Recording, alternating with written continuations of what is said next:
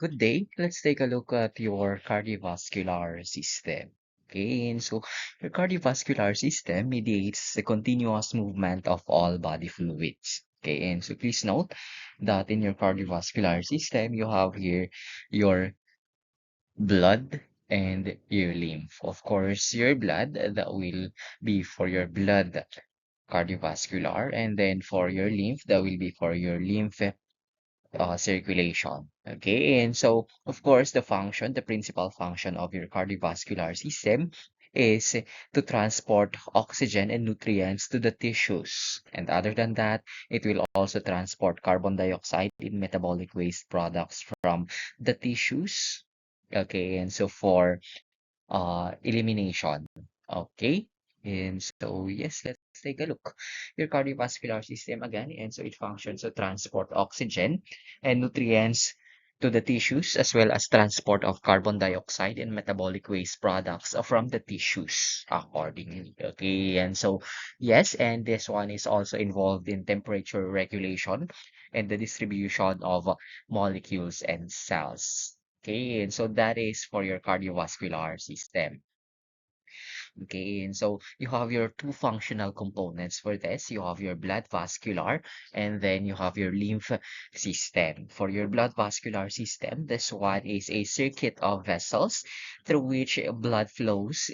Blood flow is initiated by continuous action of a central muscular pump, and the central muscular pump is your heart. Okay, and so your arterial system provides a distribution network to the peripheral microcirculation. With this, your arteries, of course, they carry blood away from the heart, or they carry oxygenated blood to the peripheral tissues. So while your venous system, they carry blood from the capillary system back to the heart. Okay, and so and in your venous system, please note that you have here your deoxygenated blood.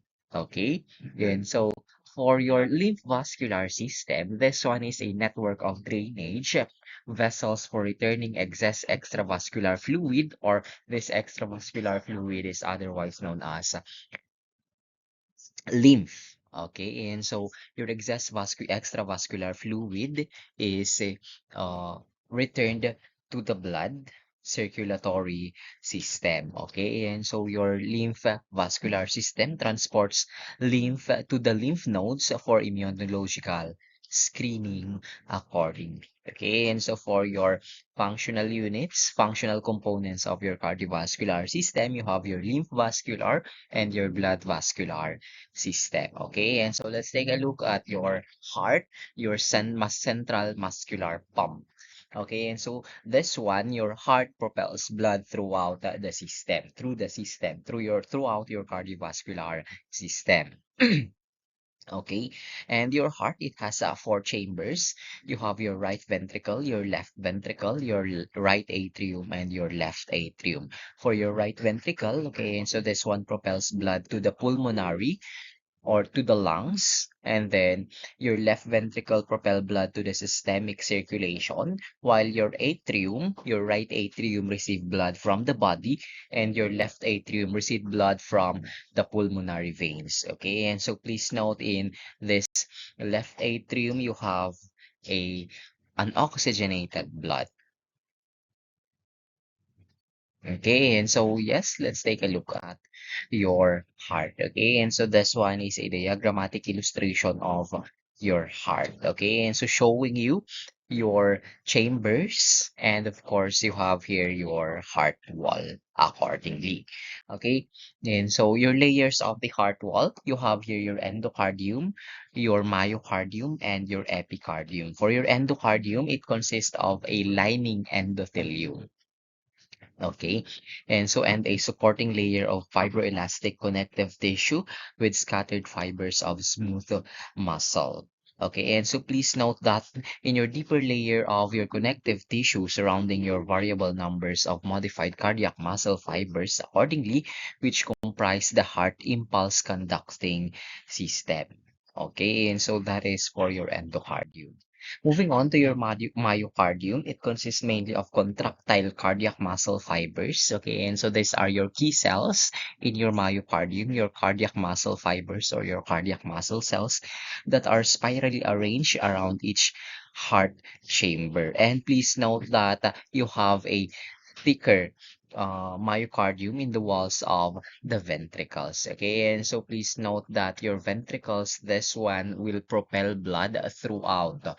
Okay, and so uh, you need a thicker wall, thicker ventricles, thicker myocardium in the ventricles to facilitate the strong force needed to pump blood. Okay. Ayan, so you also have a subendocardial layer that is adjacent to the myocardium. This one has modified cardiac muscle cells that make up your impulse conducting system of the heart. And then you have your epicardium. This is made of simple squamous mesothelium supported by a layer of loose connective tissue containing blood vessels and nerves accordingly. And yes, this one corresponds to the visceral layer of your pericardium accordingly. Okay, and so your heart wall, your layers, you have your endocardium, you have your myocardium, and the epicardium accordingly. Okay, and so this one is a histological picture of your heart wall. Okay, and so showing you the layers. Okay, and so you have your M here for the myocardium. Of course, this one it has your cardiac muscle cells. Okay, and so for that one, let's move on to the walls of your blood vessels. Okay, and so please note that your walls of blood vessels, except of your capillaries, contain smooth muscle and connective tissue, in addition to the endothelial lining. Okay, and so your endothelium is common among all your vascular vessels or your blood vessels. Okay, and so you have here the amount and arrangement, of course, of these tissues in the vessels. You have your smooth muscle, your connective tissue, okay, and so are influenced by the mechanical factors, primarily, of course, blood pressure and the metabolic factors reflecting the local needs of the tissue. Okay, and so you have in your vascular wall, you can find your endothelium, your smooth muscle, and your connective tissue.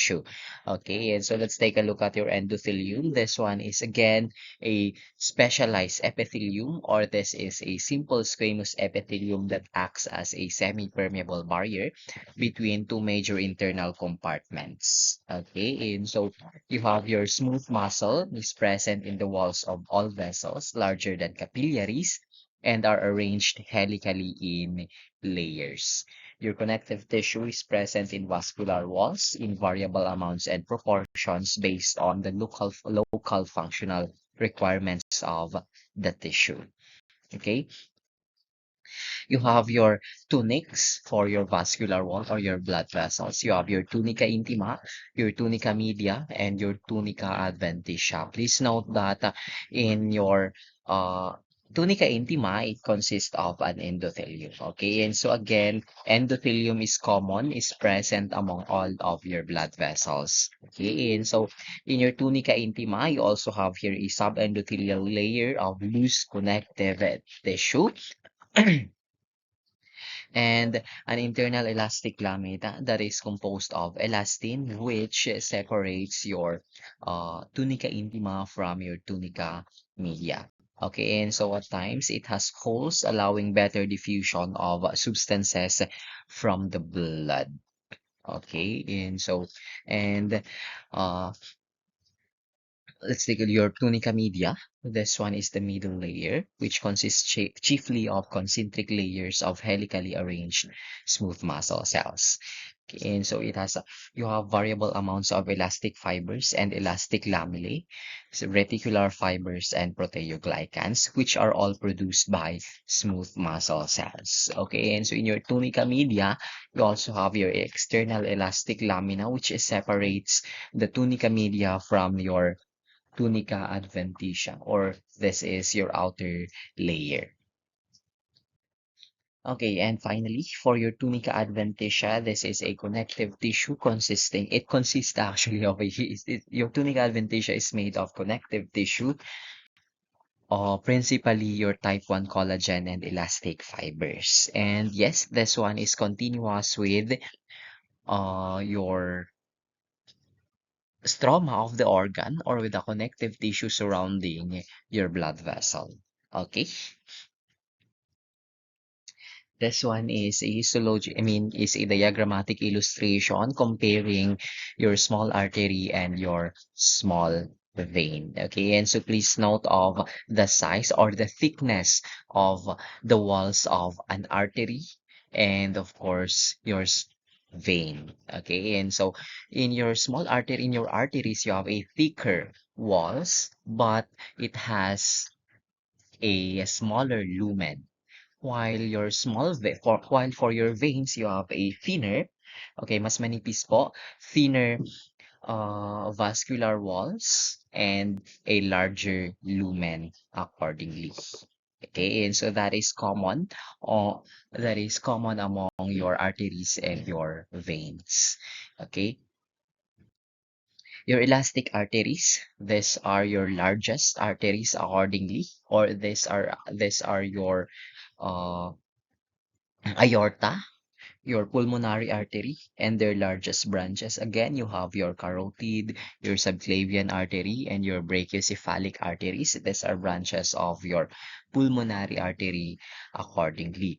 Okay, and so please note that it carry blood to your smaller arteries. You have your elastic arteries carry blood to your smaller arteries. It will carry blood to your muscular arteries, and it has a thick tunica media in which elastic lamellae alternate with layers of smooth muscle fibers.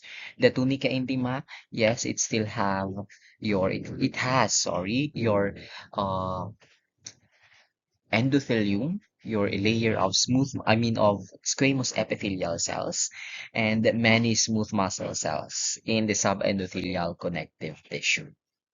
Okay, your muscular arteries, they distribute blood to the organs accordingly. Okay, and so this one help regulate blood pressure by contracting or relaxing the smooth muscle in the tunica media.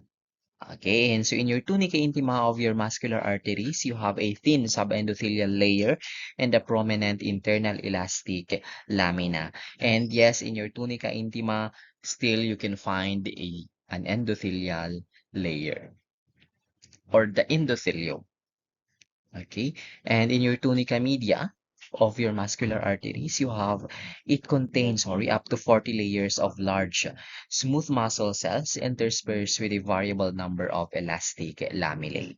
And yes, it has an external elastic lamina that will separate your tunica media from the tunica adventitia. And yes, the adventitial connective tissue contains lymphatic capillaries, vasa vasorum, and nerves. Okay, and so that is for your muscular arteries. Moving on, this one is an illustration of a muscular artery. Okay, and so you have here your single layer of squamous epithelial cell or your endothelium. Of course, this is your endothelium and this is the lumen. Okay, and so that is the lumen. Of course, you have your smooth muscle cells present. These are your smooth muscle cells. Okay, and yes, you can find this one in your yes, you can find this one in your tunica media. Okay, and so that is for your uh muscular arteries. Okay, and yes, you have your arterioles. Your arterioles, they are it has one or two smooth muscle layers. Okay, and so, and yes, this one or two smooth muscle layers of your arterioles indicate the beginning of your organ's microvasculature. And yes, your arterioles has a diameter of less than 0.1 millimeter. And the subendothelial layer of your arterioles is very thin and it has no elastic laminae. But yes, again, it has an endothelium. The tunica media of your arterioles consist of circularly arranged smooth muscle cells, and the adventitia or the tunica adventitia of your arterioles is very thin.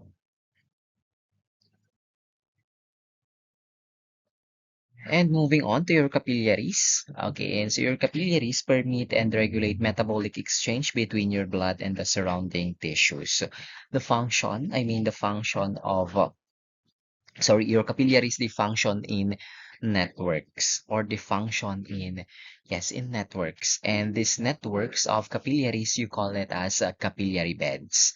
And the density of the capillary bed is related to the metabolic activity of the tissue. Okay, and so an example for this, tissues with high metabolic rate, like your kidney, your liver, and your cardiac and skeletal muscles, have abundant capillaries. In contrast to those tissues that has low metabolic rate. Okay, and so your capillaries, it is made of a simple layer or single layer of endothelial cells surrounded by a basement membrane, an endothelium and a basement membrane. And yes, your average diameter of your capillaries is from 4 to 10 micrometers. And yes, this diameter allows transit of blood cells one at a time. Okay, and so you have here only one at a time. Yes, your capillaries, it has thin walls and extensive surface area and a slow pulsatile blood flow to optimize your capillaries for the exchange of water and solutes between the blood and your tissues. Again, in your capillaries, this is the site of exchange of substances. Okay. And yes, please note that your capillaries, it comprises 90% of your vascular. Okay. And so your capillaries, you have three types of capillaries. You have your fenestrated, your continuous, and your discontinuous. Okay, and so please note that major structural variations in your capillaries occur in organs with various functions that permit different levels of metabolic exchange accordingly. Okay, and so sabi natin kanina, you have your high metabolic rate, they have more capillary beds. Okay, and so your capillaries, again, they are grouped in your three histologic types. Again, you have your fenestrated, your discontinuous, and your continuous, and these types, okay, and so depend on the continuity of the endothelial cells and their basement membrane accordingly. Okay, and so let's take a look at your fenestrated. They have a sieve-like structure. Okay, and so this fenestrated, the sieve-like, they have pores. Okay, and so that will function as a sieve, no? It allows more extensive molecular exchange across the endothelium. And these endothelial cells, again, they have they are penetrated by numerous small circular openings that will function as a sieve. Okay, and so, and yes, for your fenestrated, they are found in organs with rapid interchange of substances between tissues in the blood, like your kidneys. Okay, and so a structure in your kidney, that is your glomerulus, in your intestines, in your choroid plexus, and in your endocrine glands. These are the location of your fenestrated capillaries. While for your continuous, they are found in the muscle, connective tissue, lungs, exocrine glands, and nervous tissue. For your continuous, this one is the most common type. It has many tight, well-developed occluding junctions between slightly overlapping endothelial cells. Okay, and so they provide for continuity along endothelium and the well-regulated metabolic exchange across your cells. And for your discontinuous, this one permit maximal exchange of macromolecules, and it allows easier movement of cells between tissues and the blood. For your endothelium, that will allow easier movement of your cells between the tissues and the blood. It has large perforations without diaphragms and irregular intercellular clefts accordingly. And yes, for your discontinuous capillaries, they also have a highly discontinuous basement membranes. And these ones are located in your liver, spleen, endocrine organs, and bone marrow. Okay, and so this one is a diagrammatic illustration of your capillaries, of your continuous, your fenestrated. Okay, and so please note for this one, you have a tight junction. They are the endothelial cells in your continuous are they adhere closely with one another. In your fenestrated, there are pores, may mga butas po sa endothelial cells. Okay, and so there are pores in the endothelial cells. Yes, they are still uh, uh, they adhere tightly with each other, but then they are fenestrated. Comparing it with your discontinuous, or this one is otherwise known as your sinusoidal or your sinusoid. Okay, and so for this one, discontinuous. Moving on, let's take a look at your venules. These ones are the primary site at which WBCs adhere to the endothelium and leave the circulation at the sites of infections or tissue damage accordingly. And yes, they converge into larger collecting venules that have more distinct contractile cells. Okay, and so from your arterioles to your capillaries and then to your venules. Your capillaries, of course, will converge to form your venules. Okay, and so your venules become surrounded by a recognizable tunica media with two or three smooth muscle layers. And yes, the large diameter of the lumen, it has a large diameter of the lumen compared to the overall thinness of the wall. Okay, and yes, it propel blood to your larger venules. Your veins, of course, they carry blood back to the heart from your microvasculature all over the body. And yes, the blood present in your veins has a very low pressure. It has a very low pressure. And yes, the movement of the blood in these veins is via contraction of the smooth muscle fibers in the tunica media and in the external compressions from your surrounding skeletal muscles and other organs. With this, unlike in your arteries, the movement of the blood is largely influenced the uh, by the pumping of your heart. Okay, and so comparing it with this, of course, it has a very low pressure. That is why your smooth muscle fibers will contract to move your blood. Okay, and so your veins, you have your small or medium, and in your small or medium veins, you have your tunica intima, tunica media, and tunica adventitia also. Okay, and so tunica intima, it is usually thin. Again, you have the presence of endothelium. The tunica media, it has small bundles of smooth muscle cells mixed with a network of reticular fibers and delicate elastic fibers accordingly. And your tunica adventitia, it is collagenous and thick and accordingly well developed. Okay, and so this is a histologic picture of a small vein. Okay, and so small vein. Yes, this one is a zoologic picture of a medium vein. Sorry, this one is a medium vein. And for your large veins, it has a well-developed tunica intima or intimal layer. Okay, and so the tunica media is thin with alternating smooth muscle and connective tissue. Your tunica adventitia is thicker than the tunica media in large veins, in contrast with your arteries. In your arteries, you have a thicker tunica media than a tunica adventitia. Okay, and so again, in your large veins, you have a thicker tunica adventitia than a tunica media. And yes, it contains longitudinal bundles of smooth muscle. And the tunica adventitia and the tunica media for your large vein contain elastic fibers also. Okay.